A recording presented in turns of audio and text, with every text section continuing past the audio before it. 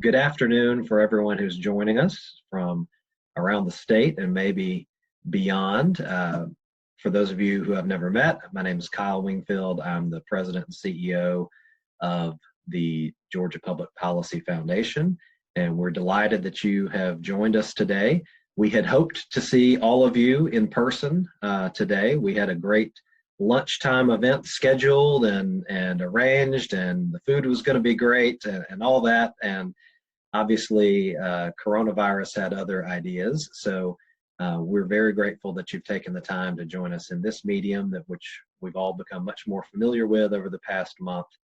And we think it's going to be an outstanding program nonetheless. This is the first time that we have had one of these events. We have, like everyone else, it seems, have been holding our staff meetings with this type of video conferencing, but we've not had a public event before. And so a couple of caveats about that. We are keeping the reins a little tighter than maybe we otherwise would, and maybe as we do a couple of these, we'll be able to loosen it up a little bit, but we do want to be respectful and make sure that everything's going orderly. And so we are keeping that there. We'll be able to see questions that you submit, especially toward the end of the program, and we'll do our best to have Tony answer as many of those as possible. But please bear with us. We hope that there are no glitches or anything worse than that comes up. We're going to do our very best, but do have some patience with us.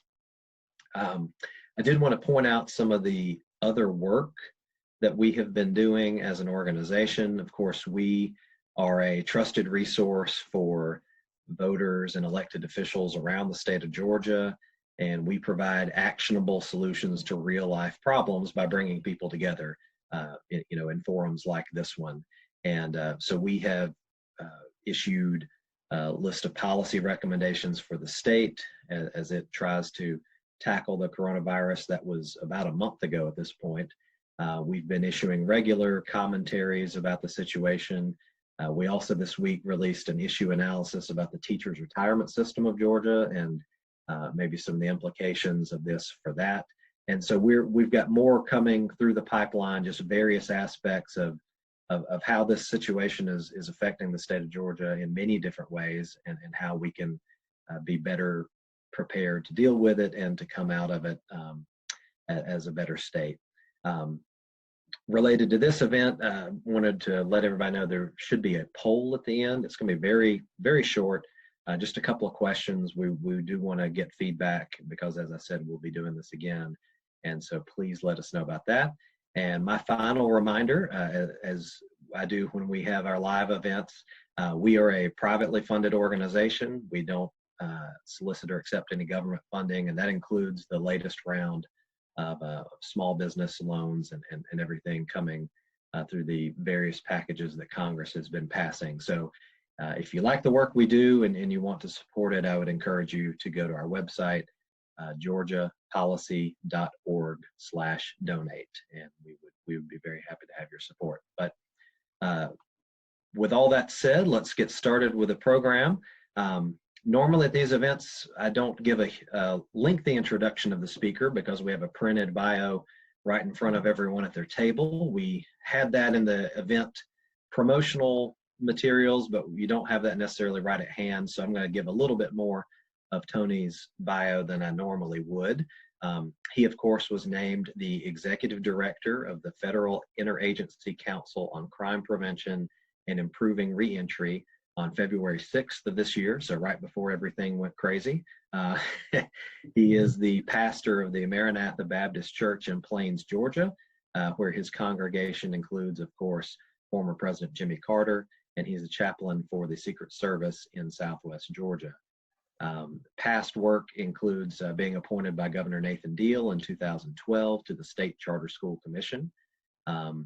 And after serving as project coordinator for the Justice Reinvestment Initiative, he served as the Director of Faith and Justice Initiative for the Governor's Office of Transition Support and Reentry. He's worked with youth through several educational and religious roles in Middle Georgia. And his community involvement has included working with the Martin Luther King Jr. Commission, the Mayor's Office of Workforce Development Board, and the Board of Directors for the Center for Racial Understanding. Tony was raised in Philadelphia. He double majored in economics and government at the University of Southern California while on an athletic scholarship, and he earned his Master's of Divinity from New Orleans Baptist Theological Seminary. He's a graduate of Leadership Georgia, the inaugural class of the Bailey Sullivan Leadership Institute of the Black Alliance for Educational Options, and the American Enterprise Institute's Leadership Network. He and his wife, who's an educator and performing artist, have one daughter who may or may not make an appearance during this event. Apparently she's 2 years old and wants to be with her daddy. So we'll see and have a lot of grace for both of them if that happens. There's been a lot of that going on during this strange Zoom culture we've all adopted. So Tony, that's just a fascinating background and life story. And it's fashionable these days for people to talk about the need for working across partisan and ideological and racial divides, but you're living that kind of work every day. I would love for you to tell us about that and how you came to be in this role in the current administration. First of all, I want to thank you for having me on this program and inviting me. I would have loved to have been at the Capitol, being around everyone and seeing some of the faces that I used to work with. You guys do tremendous work. I mean, what you've done for Georgia, setting policies and working nonpartisan to help people come to some sense that we can have common ground and we can have economic and security and have a safe place for our state and our Georgia. You guys have turned things around and you're very valuable. I hope that those who are out there listening to us today and have questions, I hope the one question they will have is that how can they get involved with the foundation itself and be a partner, because the more I think we can expand our partnership, the more that we can help Georgia be the model for the nation. So I want to thank you guys for what you do. If there's anything I can do for you guys, please let me know. Thank you. I've had a roller coaster ride. My resume, the biggest thing I love for people to say that he's a servant leader. If you ask him to do anything for children or the downtrodden, he'll give you 110%. That's been my MO for all my life. Working for Governor Nathan Deal has been the joy of my life. I can say he opened up my eyes to the state of Georgia. He's made this boy from Philadelphia fall in love with the state of Georgia and end up marrying a peach. But more importantly, being able to see the things that are taking place in our state that need servant leaders and leadership to be involved in. From education, being on the Charter School Commission, and you guys work behind making sure that we have choice in our state. That has been an incredible ride for me. I didn't want to leave that position. For 7 years, I love working with the schools and giving children who are trapped and failing school an opportunity to have a good education and change their destiny in the state.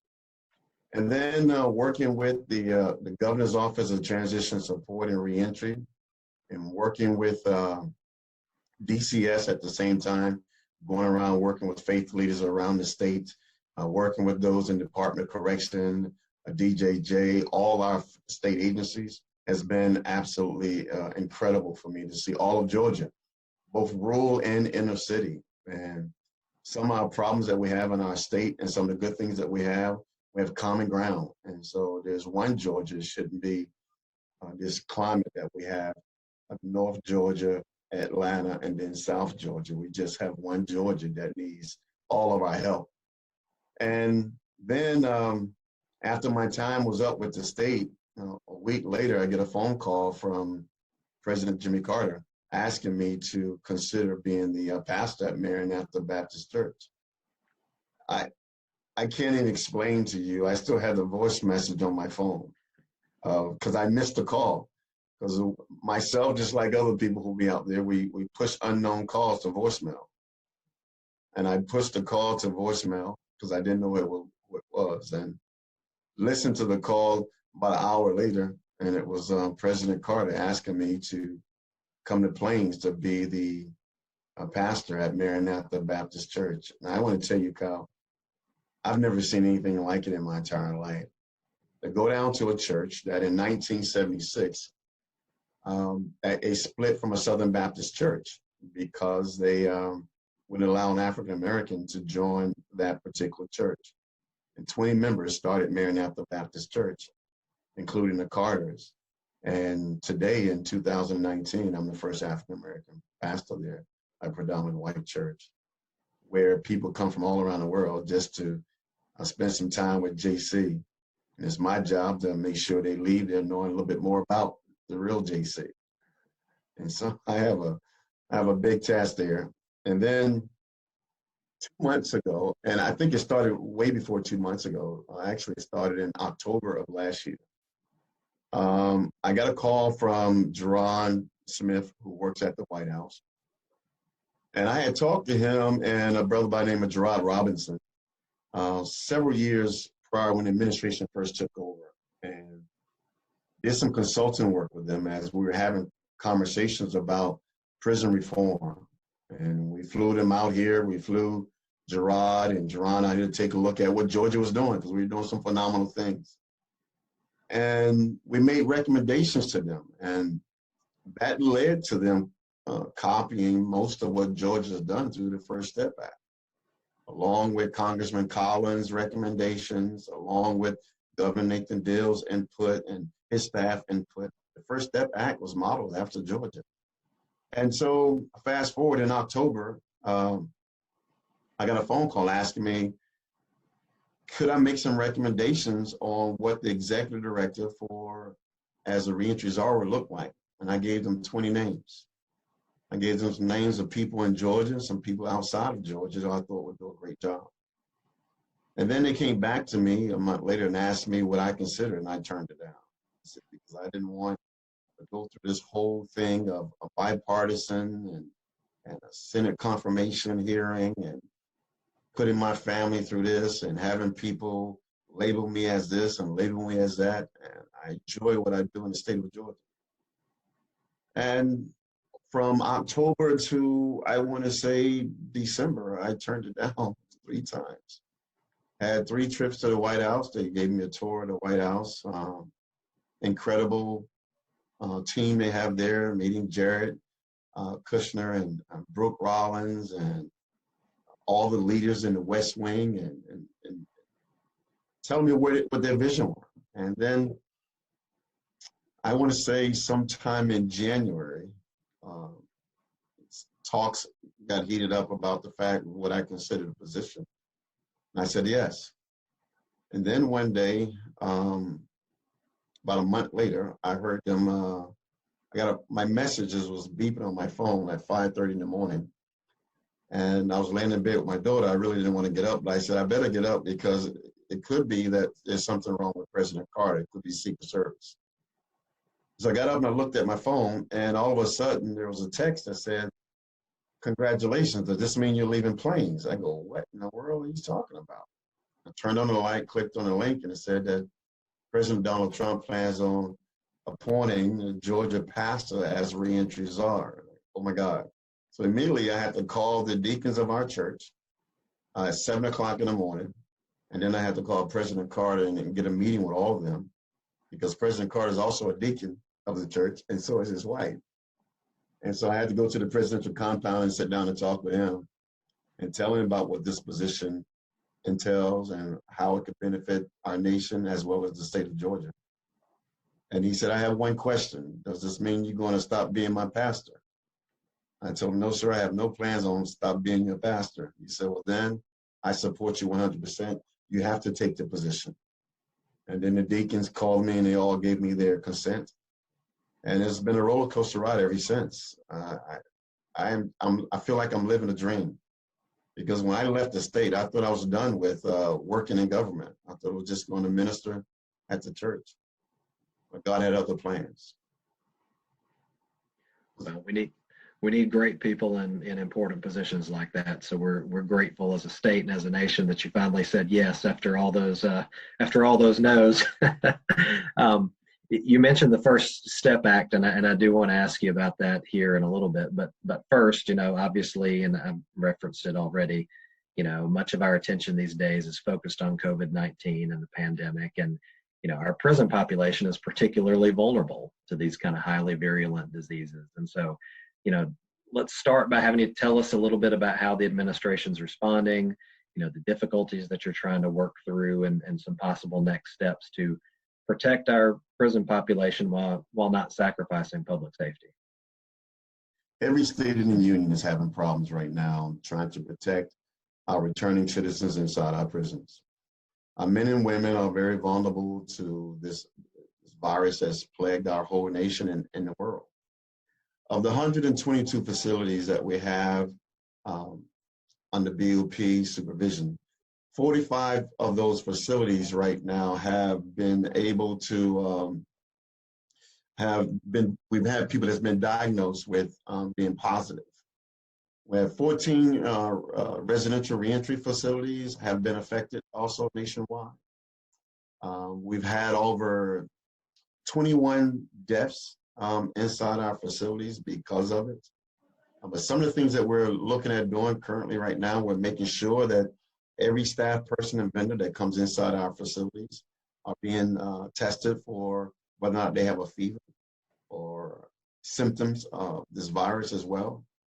We're also making sure that we're locking folks down inside our facilities. And a lot of people say, well, why would you lock them down? We have to be able to protect them.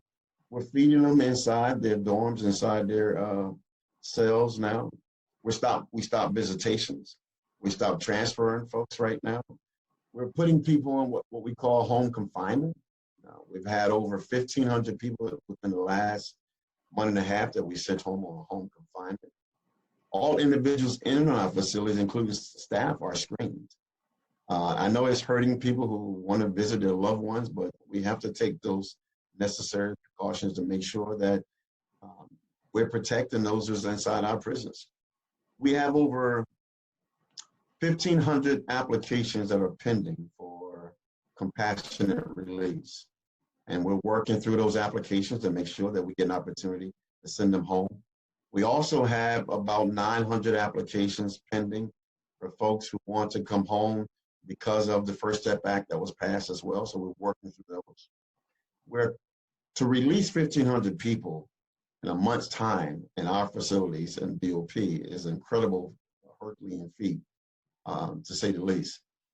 We're sending respirators down to facilities that need those respirators as well. We're making sure they're getting the equipment to protect some of the staff as well as those that are taking care of those in our facilities as well.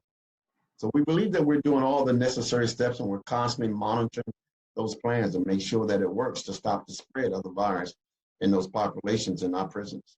And so we're doing everything we can to try to make this work and keep our prisoners safe. It's tough, but we have to do what we have to do to make sure that it works. Well, I know many of us are grateful that y'all are doing what you can and trying to protect them as you can, because they're in a position where they need that guidance and that protection to keep them safe in those situations. I'd like to also add to this that we also sent home 20 women who were pregnant and put them on home confinement. We're doing everything we can to try to make this work. And I've heard from the conservatives and the liberals that we should just open the doors and let people out. My question to them is, all across the country, we're on lockdown. The resources that an individual needs to make it in society, they're not there. We have people struggling to get food right now. We have people struggling to placement for the homeless.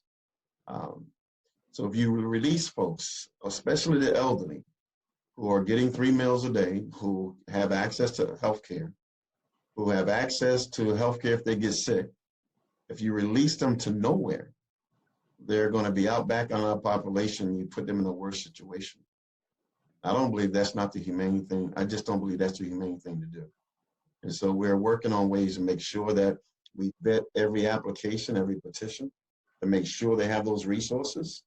and then we validate that they have those resources so that when we send them home, we're not putting them in a worse situation.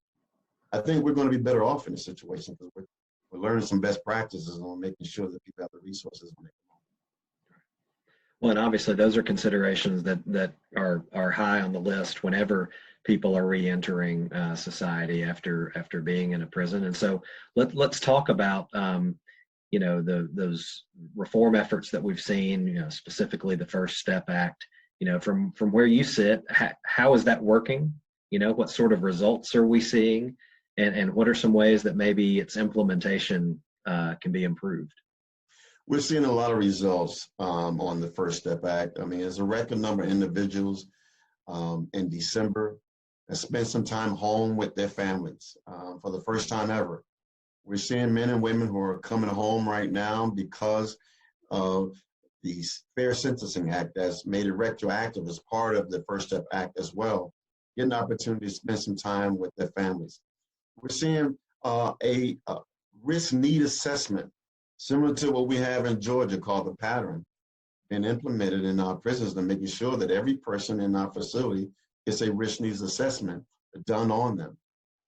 It's incredible to be able to see the First Step Act being pushed while we're going through this major crisis. Of course, I've been on the job for 2 months, and then to look at the team inside the White House as well as the Department of Justice scrambling to make sure that we continue the mission, continue to do the things that we're doing for the First Step Act.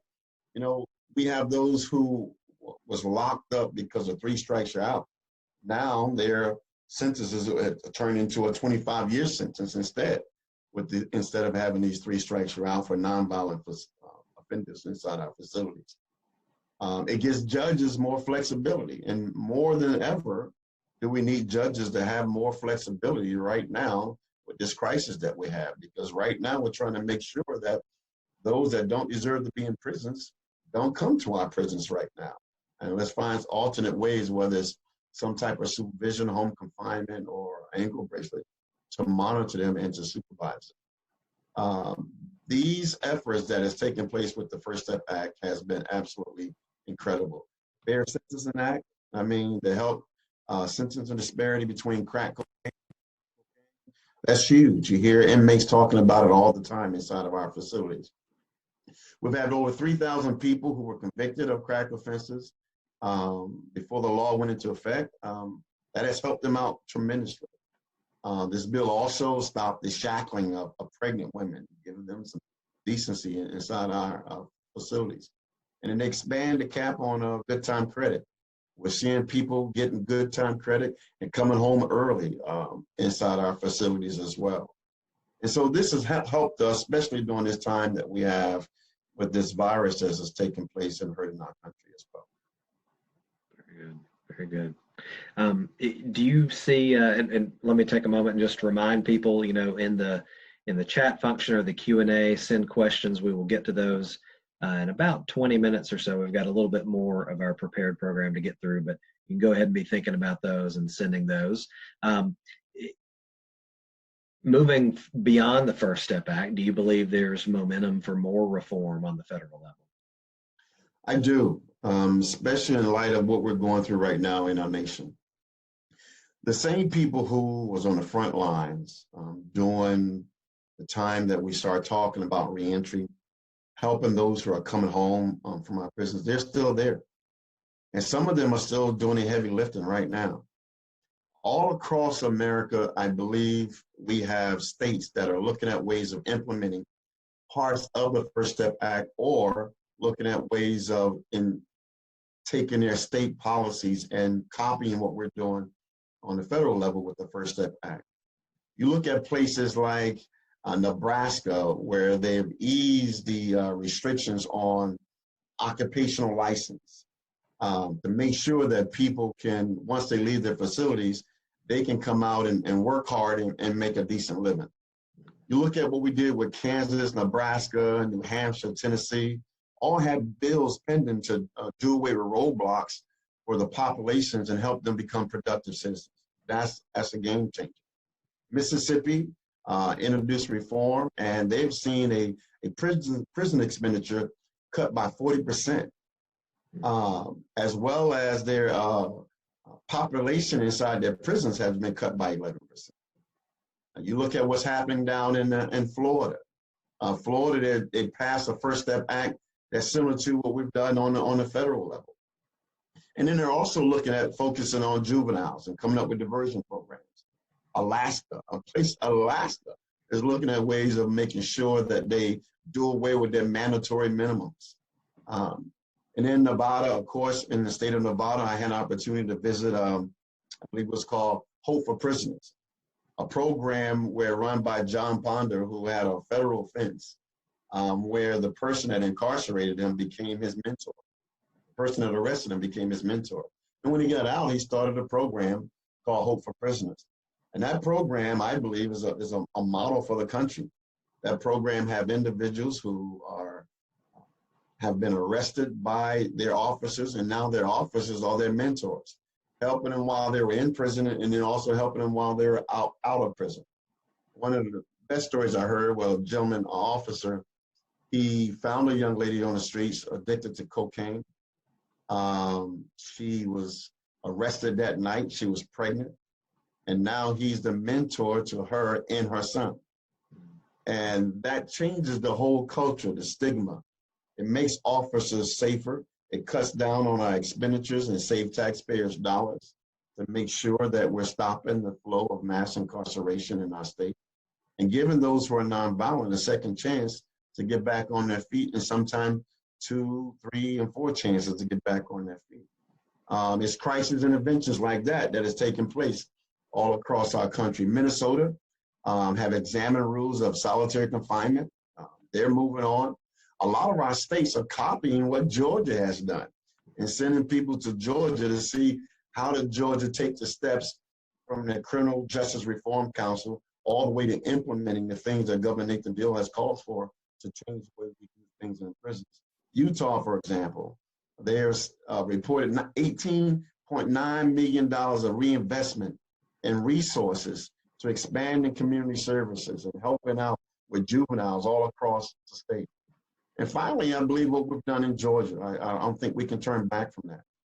Because in the state of Georgia, the whole nation is watching what happens with Georgia. Because of the positive outcomes that we've had in Georgia, our adult system, as you know, in 2017, the state prison population stood at 52,962. And now we're down from a peak of 54,000 right now since July 2012. So that dropped drastically in our state. And we were projected to have 60,000 inmates in Georgia during that time in 2018. The jail backlog has dropped from a high of 5,338 people in March of 2009 and down to about 925 from the last I count during that time. And when we see those savings that have allowed us to do several things, ban the box on occupational license, look at setting up funding for housing. We have the only evidence-based prison, least state prison in the state of in the nation. And then we have the only reentry prison right there in Metro Atlanta in the entire nation, which this coming Friday, during the President's Law Enforcement Commission, Jay Sanders and Steve Perkins, who both works for the Department of Corrections, will be testifying on all the good things that Georgia is doing to the entire world. So I'm really excited about what we did in Georgia. I'm excited about the momentum, but I think we're really going to have to expand our base and our capacity with our partners once this virus and this epidemic is over. Well, and I'm glad you brought it to that state level. You know, that's how our system is set up to work, that some states try some things and it gets replicated in others and at the national level and then back to other states. And you know, you mentioned Brooke Rollins earlier, you know, used to run our sister think tank in Texas, the Texas Public Policy Foundation. Yes. They're another state that has been a pioneer in this as well. I do want to talk about, you know, okay, so we were one of the earlier states to adopt some of these reforms. is there a danger we could grow complacent here? Is there still a solid consensus about what needs to be done next in our state? There's definitely a danger that we might become complacent on the gains that we've had. I'm a strong believer, and we've seen this in education. Sometimes when every 4 years, whether the House or the Senate changes for local or state, then we end up with new visions and new directions. And sometimes we throw the baby out with the bathwater. And then we say, hey, we're going to do something different. I strongly believe that just in my gut, that when we find out those policies and those procedures that are working in our states, that we should look at ways of saying, you know what, how do we build on that, not throw this away? How do we look at ways of making sure that we have a surplus in Georgia? How do we make sure that we don't have a pipeline to prison in our state with our educational system? How do we look at ways of making sure that our juvenile detention centers are therapeutic detention centers when we're helping those kids go back into our communities? How do we look at ways of making sure that we're not locking up the mentally ill who are coming into our prisons in record numbers? How do we look at ways of making sure that those gains that we've had, where we have countries, foreign countries coming into our state of Georgia saying, we want to model what you're doing. We want to copy what you're doing. On the federal government side, and part of my 30, 60, 90-day plan, I want to take that reentry prison model and make sure that we have that on a federal state level as well. I'm making those recommendations to the council as well to make sure that happens. Make sure that we have those evidence-based prisons as well, and taking the evidence-based programs and put inside those prisons. And so when I think about all those things, I wouldn't want people to think we've made it this far in Georgia. We've done all we can do. Now it's time to roll back. The other problem that we have is that every now and then we're going to have a bad story. We're going to have a story that comes out and somebody's going to say, you know what, just like in Florida during this pandemic crisis that we have, one of the sheriffs released a young man down in Florida, in Jacksonville, Florida. The very next day he got out of prison, he murdered someone. And they had just released him to release the overcrowding inside the prison so that the virus wouldn't spread. Well, several things should have took place. A risk needs assessment tool should have been used. They should have made sure that he was vetted and he was not going right back to the situation. That would take people who are been on the sidelines and say, you know what, we don't need to do this no more. That hug a thug mentality, we don't need to do that. And so just like that's what happened with poly class in California, 3 strikes you're out. I was working for Governor Pete Wilson during that time when a gentleman, a felon, who came out and snatched a young lady from her bedroom, raped and killed her on the side of the roads. And then all of a sudden we had 3 strikes you're out. Prison population grew in California and grew all around the country. And now we're reaping what we sowed during that time for overreacting. And sometimes we can have it just on the opposite of overreacting to things that we think we should take care of. I heard someone say that one of the commissioners said we should find out who we're really mad at and make sure that we keep them locked up. As those that we want to give a second chance, let's see how we can help them. As you kind of look ahead, what does the next generation of criminal justice reform look like in a state like Georgia that's several years into this? And where are the opportunities and what are some of the reforms that maybe we haven't been talking about but should be?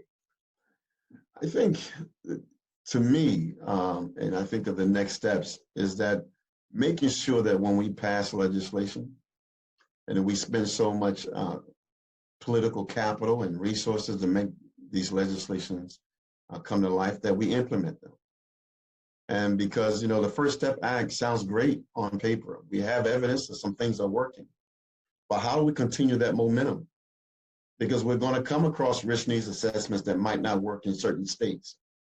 Now, I was talking to John Kufos, who's now running the Smart on Crime, your sister organization, this morning. Right. And I told him I want to get together with him and spend all the time I can with him, learn from him what he's doing in Texas. But look at ways, how do we take this to the next level? For the first time in history, we have Republicans and Democrats talking about prison reform. For the first time in history, we have them talking about it in ways of seeing how we can relieve this mass incarceration problem that we have. First time in history, we have them talking about programs together. We have southern states and northern states looking at ways of saying, how can we copy those best practices gains that took place in Georgia? I think the other things that we need to look at is how do we build on making sure those programs inside the wire are delivered with fidelity. You take a look at the Metro Reentry facility. I encourage all of those to go and take a tour there. You have individuals that are going into that facility. They're being mentored by lifers. Their families are coming inside the prison, reuniting them with their families. And then you have men and women that work on a phase where a transitional piece where they actually sleep inside the prison and go outside the back door and then go to work and learning trades while they're inside, bringing prospective employees inside the prison. We have to look at ways of how do we do that effectively without violating security? How do we bring in the faith-based organizations and keep them involved? Why? Because the faith-based organization is the handoff. They have been doing prison reform way before government decided they want to do prison reform. They've been the ones that did the heavy lifting. How do we get them back involved? How do we deal with making sure that the victims are taken care of this as well? I think the other piece is that technology. Here we are right now holding a conference through technology. How do we use that same technology right now to help our men and women who are inside our prisons? The gold devices. I know Commissioner Sanders and the leadership at GDC is looking at ways to put more education on their tablets here in the state of Georgia. We have charter schools inside prisons in the state of Georgia. I believe that model can be used across the country as well to help those get their high school diploma. If they can't get their high school diploma, get some type of certificate where they can go and get employed. I strongly believe that those certificates can be tailored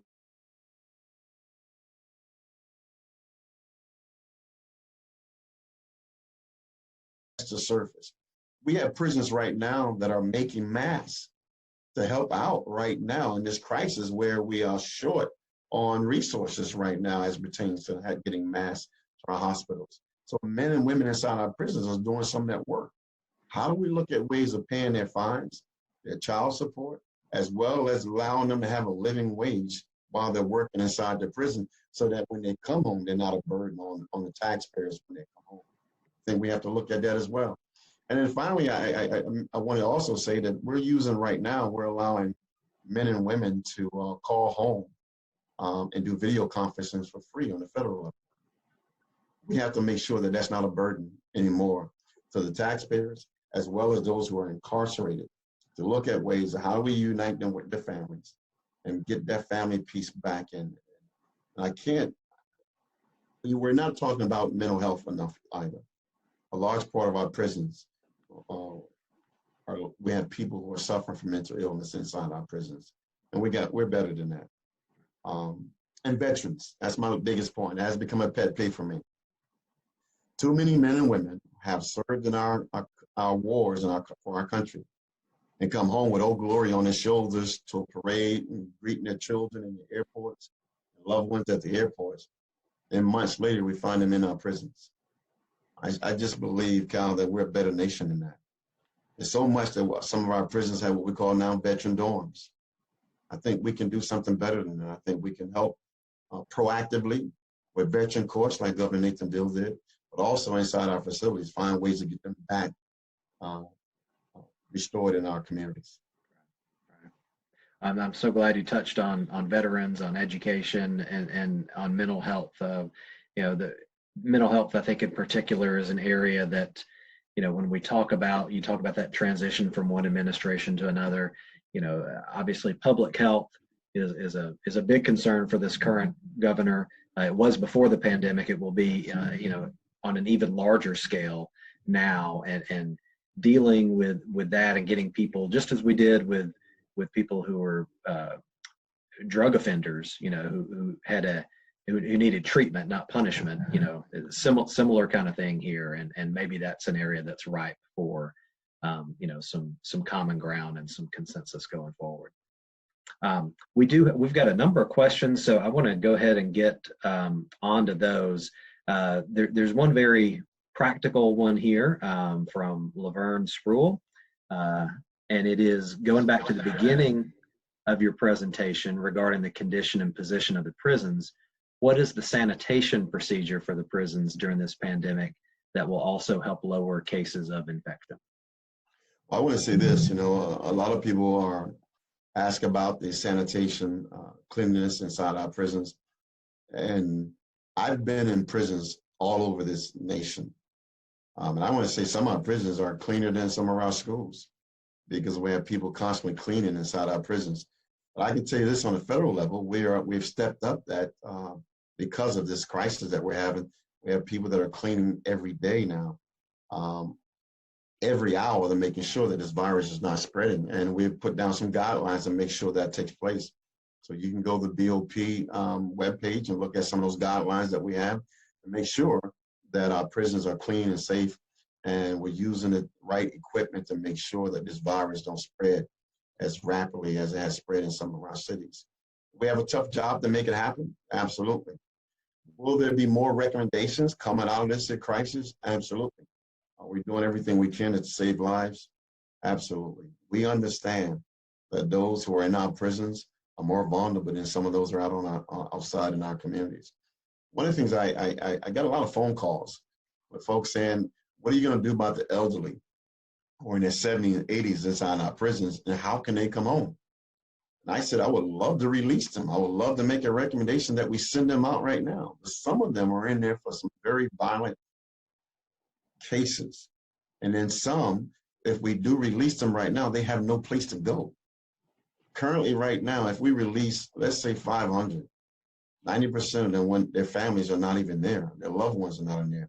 Some of them, if you go to the prisons, as I have, and talk to some of our older populations, just right here in the state of Georgia in our state facilities. And I want to make sure people know that we have our federal facilities and we have our state facilities. They're completely different. But some of their loved ones are not even there. And we have juveniles inside our prisons where families won't want to accept them back to their communities. So that's where that vetting process takes place, that we send them back to a better place than they came.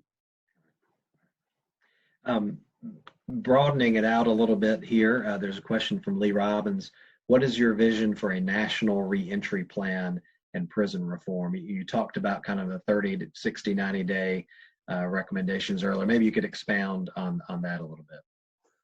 A part of my recommendations and part of my plans is to, the First Step Act was a model after Georgia. And if you read the Criminal Justice Reform Council reports, and you read Gosser, and you read everything that the Governor Deal accomplished in the state of Georgia, 90% of that is in the First Step Act. And so there's a model to look at ways of making sure that we build that on a federal level, that we have prison in reach people that goes inside of our prison and start building what I call transitional accountability plans. So that when a person comes home, they have a GPS, a navigation that makes sure they know exactly where they're going to go live, what they're going to do the moment they get out, and where they have to report. Looking at ways of doing what Georgia's done as well, to making sure that they have their birth certificate, social security cards, and identifications. Get these systems and agencies on a federal level to work to make sure that's easy. Coming up with housing coordinators and community coordinators that can work with communities, as well as industrial authorities, chamber of commerce's, think tanks around those particular cities to help the policies to knock down some of those barriers that stop these men and women from getting gainful employment, getting the health care that they need, making sure they're reunited back with their families. And one of the biggest things that no one talks about is sex offenders. Being able to look at ways of what do we do? How do we do that? No politician wants to touch that at all. We have to do something because we can't keep up with the numbers. And we got to look at ways of saying, how do we reintegrate even them back into our communities where our communities are safe? So here's a question from Wesley Johnson. What resources would be available to local faith-based organizations that are offering aid to returning citizens? And then a clarification question. He said, the numbers that you stated earlier are those federal facility statistics that you were talking about? Those are federal numbers of people that we have released, if that's the question that they want to know about the people that we have released. waiting for or pending applications. Those are federal numbers as well. Fundings that are out there. We have Department of Labor have over $90 million worth of grants in second chance and reentry. Office of the BJA have grants that's been out there as well. I want to encourage everyone out there to go to all our sites and look at all these grants that are available right now to help with prison reform and help with returning citizens. It saddens me sometimes that a lot of these grants don't get applied for. Now, there's also technical assistance as well. We're making sure that happens from BJA to go out to nonprofits, our faith-based communities, and help with technical assistance so they can know how to get their grants together so they can apply. The other piece I want to encourage people to do that we're going to eventually, part of my recommendation is to build a website for reentry, similar to what Georgia looked at doing as well, to build this reentry site that will house all the reentry grants from all the agencies, from the council that I'm going to be working with as well.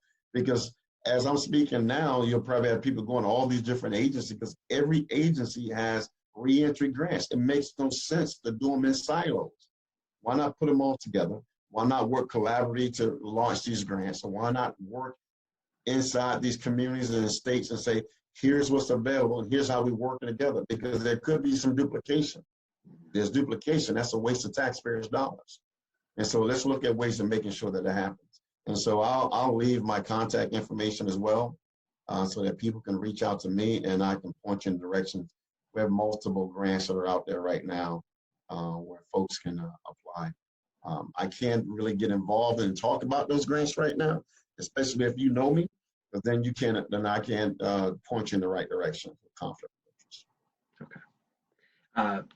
Question from a name that I think will be familiar to you, Tony Roberts from the Georgia Charter School Association. He asks, well, first he says he's witnessed one of the graduation ceremonies in a Georgia prison with Foothills Charter School. His question is, did he hear correctly that only Georgia does this? And for the states that do not offer high school classes in prisons, what are the obstacles? Are they philosophical or otherwise? Georgia is the only state that has charter schools inside prisons. And some of the obstacles is making sure that we get those policies, those think tanks, making those recommendations to the legislature and taking the data that we've learned from the 3 charter schools that we have in Georgia and getting that information to others on how we can implement them, those charter schools, and stand them up. We have prisons that offer high school diplomas, GEDs, but where I stand right now, every individual that we can allow to get the high school diploma inside the prison, we move them closer to being employed. We move them closer to stopping the recidivism rate in their life, as well as stopping their children from coming into our prisons.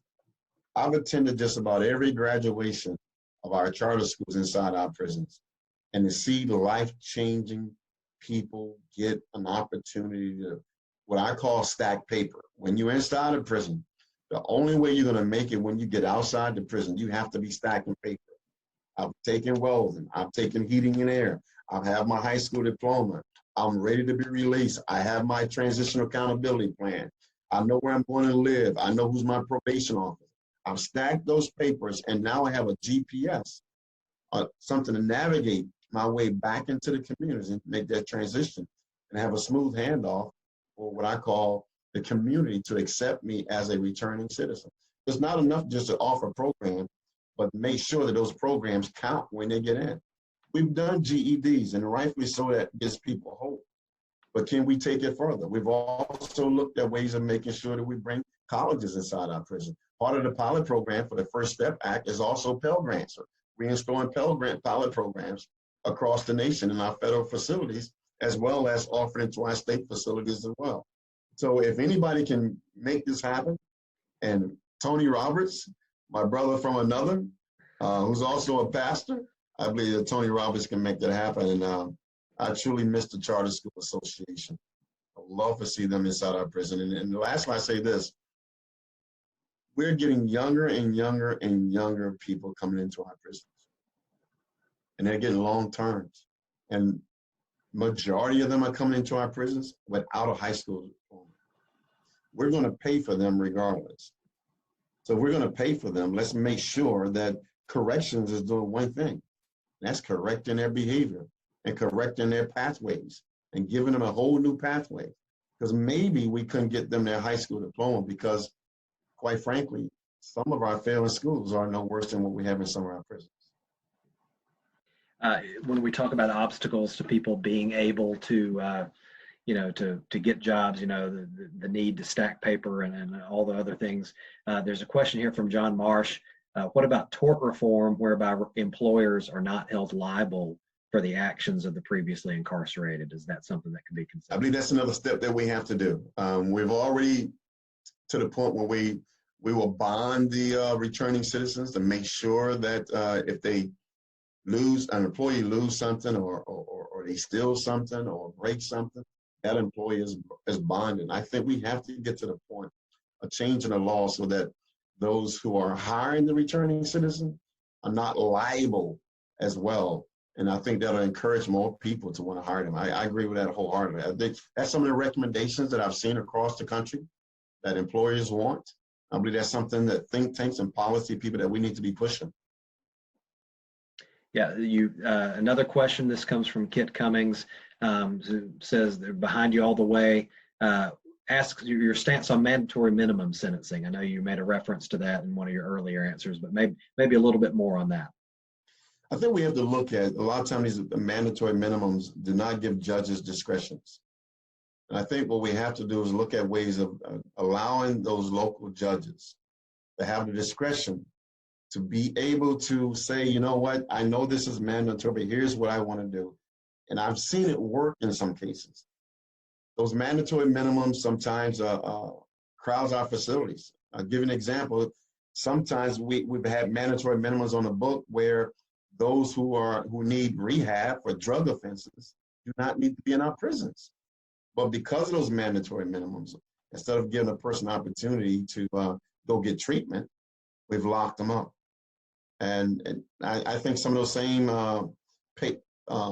returning citizens or inside our prisons that are mentally ill, had they been able, the judge has some flexibility to go put them in a mental health facility. We have very few of those. Give them some alternative. I think we wouldn't have so many. Another question about a very practical matter here. This is from I believe this is Nell Wilkins. You mentioned that some have no place to go. Will your plan collaborate with housing vendors or consider employment opportunities for housing coordinators to assist in this reform? That's part of my plan that I've already written up to not only collaborate with them through this First Step Act, but also look at ways of offering RFP, because the biggest problem that we have is that these nonprofits, these organizations, even people who are in it for the business, don't have the resources that we can give them to start housing programs for those who don't have housings. We need to be able to do that. The cost savings that we're saving with prison reform across the country, we need to put them in form of grants or block grants to build housing. And some people have stepped out and built tiny houses for returning citizens to come to. A novel approach. It works.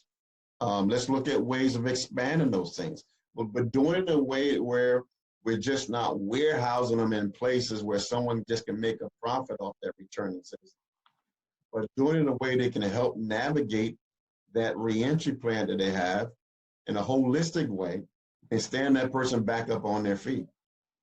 We have people that are doing a lot of great work around reentry and housing, but there's not enough. Because why? Because we can't keep up with the numbers.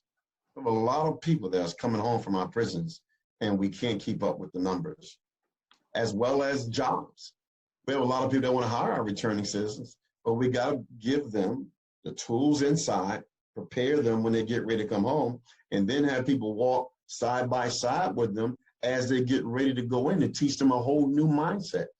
A program that you have on the federal level right now, a gentleman who's inside Georgia prisons who learned Braille, he's now a part of this program called Credible Messengers, and they meet men and women at the door when they get ready to be released from the prison.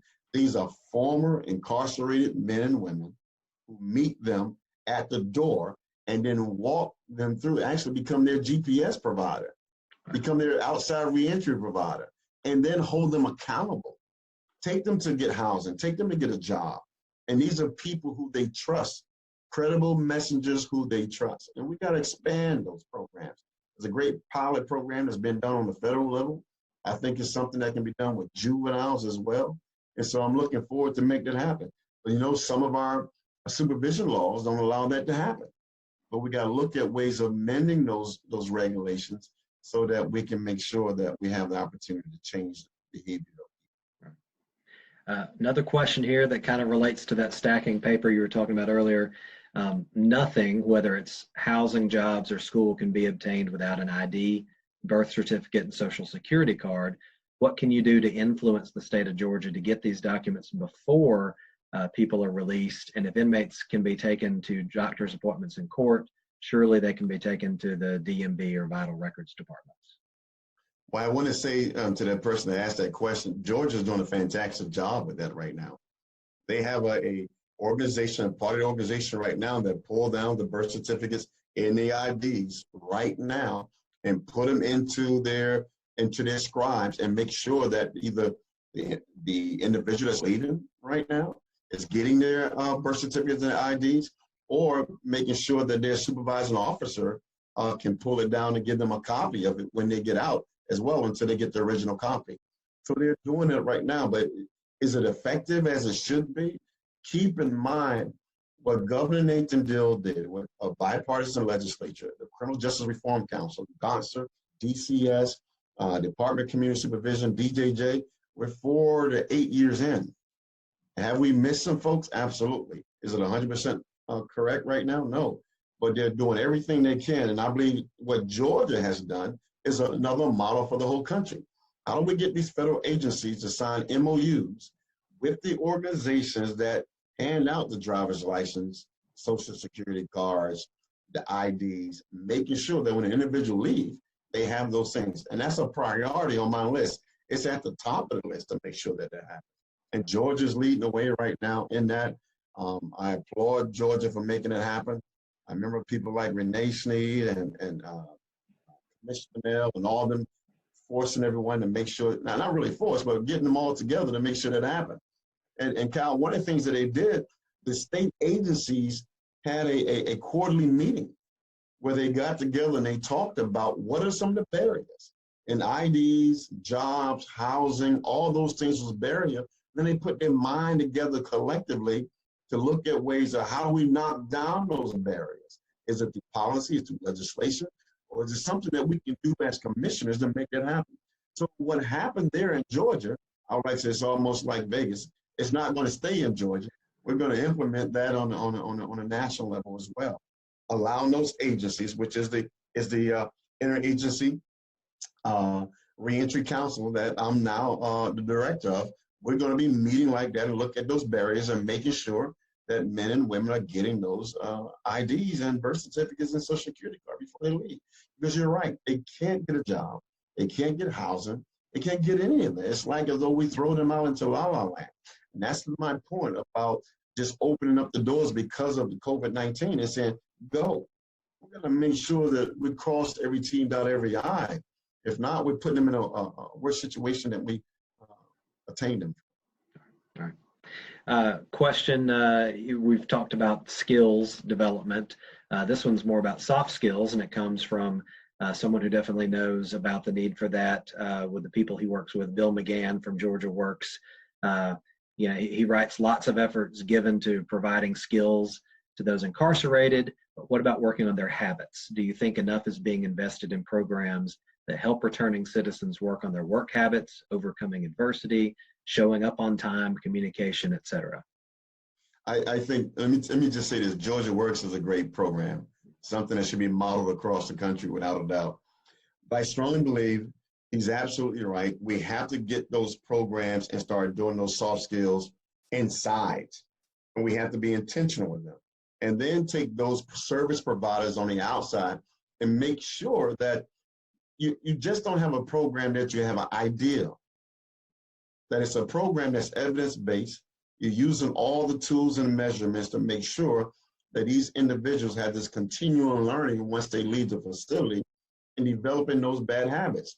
You know, if you play baseball and you're constantly stepping in what we call the outside, every time that fastball starts coming your way and you're stepping in the hole, eventually your coach is going to say over and over and over, keep your feet in, keep your feet in, keep your feet in, until you get the repetition knowing that you have behavior and starting triggering your mind that this is what you need to do. It's the same way with our returning citizens. We have folks coming in, when they went in, they didn't have any of those soft skills. And so now we're trying to teach them those soft skills. And then we're trying to make sure that they maintain those soft skills. We got a whole new soft skills that we got to learn through this technology. You know, being able to go through meetings and whether or not you're dressed when you're supposed to be dressed, or whether or not your children are coming on video when you're actually going to a conference like we're doing. Like my daughter was just at the door just a minute ago. We're learning all these new skills. And now, what do you think about a person who, when they went into prison, they went in on the beeper. Now they're coming out on Zoom. They're coming out on all this other technology. And you know, how do we teach them those soft skills, that they maintain those soft skills? He's absolutely right. I think we should do more with that. Part of my recommendation is more programming with that, but those programs have to be evidence-based with some data that proves so that we can replicate those things. Part of my biggest task, I believe, is to find programs across the nation and replicate those programs that really work, and then make RFP and grants available for those programs that really, really work. And I believe if we do that, and we do it with some fidelity, and we do it with some leadership, and get bipartisan support, I believe we change lives. And we have to do it because our very future depends on it. We have too many people incarcerated and coming home the same way they went in. Correction should be about correction. It should not just be about warehousing people. It should be about correcting them so that when they come home, they're ready to go to Georgia Works and other programs. We have way more questions than we can ask in the allotted time that we have here, and many of them are very good, and I'm really disappointed to not get to ask all of them, but I want to be mindful of Tony's time and everyone else's time as well. So I want to steer us toward wrapping up here by about a quarter after. Tony, want to give you a chance to wrap up, make any concluding comments. You had mentioned giving out maybe some contact information to people. I know people would love to be able to reach out to you, so I want to give you an opportunity to do that as well. And thanks to everyone who submitted a question we couldn't get to. I wish we had 2-3 hours for this because we could use it very well. But we're going to wrap up, and maybe you can direct those questions to Tony through the means that he gives us now. Yes, Kyle, I don't know if this is possible. I don't know if your staff can do this, but one thing they could do is take all the questions that we didn't get to, email them to me. I'll give out my federal email, and then I can work with myself or our staff, either with DOJ or the White House, and make sure that we give them a response on their questions. Okay, we can do that, and we'll send it to whatever email address was listed in the registration. So if you're out there, you didn't get your question asked, if there would be some sort of better email address for us to get that to you somehow. I know I use an account where I just my sign up for lists account. So if that's not the one that you want the response, please write to info@georgiapolicy.org with the correct one, and we'll get you linked up that way. But Tony, what if people want to reach out to you directly, what's the best way?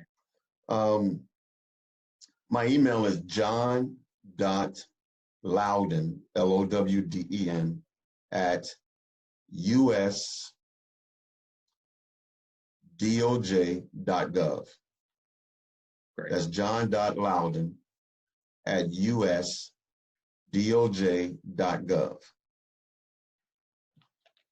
And you can email me. But I would love to get your questions and your recommendations for what we're doing across the country. This is a very important topic. Reentry, prison reform, mass incarceration. And you can't talk about those issues without talking about education, mental health, the economy. You think about this, we were at 3% unemployment before this crisis hit. And the hope for men and women coming home to find jobs and go to work, and employers wanting to hire them, there was high expectations. And now we're around 20 to 25% unemployment. People worried about whether or not they're going to get a stimulus check. We have individuals right now, we know that are coming home. Once this COVID-19 virus is over and we survive this as a nation and as a state across our nation, we're going to have an influx of people in our court systems. We'll have an influx of people are coming home. An influx of people that's committing crimes because desperate people do desperate things. The question we have to ask ourselves, are we still going to be compassionate? Are we still going to be a country that says, you know what, a person deserves a second chance? We'll be that same country that says, you know what, we shouldn't be locking up people who are mentally ill just because we found them homeless on the streets with mental illness, and then we charge them with some laws that allow them to end up going inside our prisons and crowding up the bed space for those people that we're really mad at as committing crimes the way they should not be on our streets. And then we have to look at ways of making sure that we are working with good think tanks, like the Georgia Policy Foundation, to come up with policies and recommendations, not just from special interests, but for folks who can come together and say, you know what, this is what we need for housing in our community. This is what we need for South Georgia. We can tailor our policy, but just not neglect areas that should not be neglected. We still have areas in Georgia right now that the education level is so bad in some parts of our state where we know and we can predict they're going to be inside our prisons. We still have parts of our state where the economy has not changed. And we got to find ways to make sure that we reach out to them. We still have parts of our state where opioid crisis is running rampant. We have parts of our state where meth is still running rampant, which causes us to fill up our prisons, and we got to look at that as well. But the last part, I like to say this: there's so many people out there that are on the front lines, that are helping returning citizens and sometimes using their own resources. Georgia, we had grants that helped Georgia stand up prison reform, and it has become a model of our nation. And it's the same model that allowed me to become the reentry czar for the nation. But we also have to start looking at resources that help those organizations, those nonprofits, and not discriminate against them, to be able to look at ways of saying, we want to partner with you. You have a program that works, and here's the evidence, and here's the data, and we want to strategize with you the same way we strategize with all our state agencies. We want to bring you in the folds. And the reason why, because they are the handoff. They're the ones that's going to do the heavy lifting and be the supervising agent, the community supervisions outside once those people come back home to our communities. Very good. I'm just making sure we get all these final questions here listed so we can deal with them. Tony, thank you so much for your time today, for your insight, for your service and your leadership to our state, to our nation. We all owe you a debt of gratitude, and we just pray for you. We ask for you to continue to just be a great servant leader for our citizens and for doing the important work you're doing. So thank you very much. Well, Cal, I love Georgia, and I love the work that you guys are doing.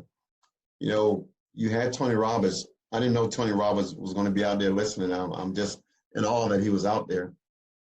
But when I was on the Charter School Commission and serving a reentry at the same time and working for the Department of Community Supervision that used to be the Governor's Office of Transition Support and Reentry, it was all in the same building. The Charter School Association was on the 14th floor, and Department of Community Supervision was on the 4th floor. I was always reminded that if we can get all our agencies working together, pushing in the right direction, every now and then, one of our agencies will have to stop because there's more work done in that particular stoppage or that off-ramp. to help our state. But if we all start working together and collaborate together, we can have a great state. And Georgia can be the model for the entire nation.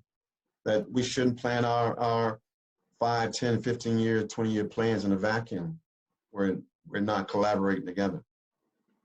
I love this state. There's a young lady out there by the name of Katie Wright.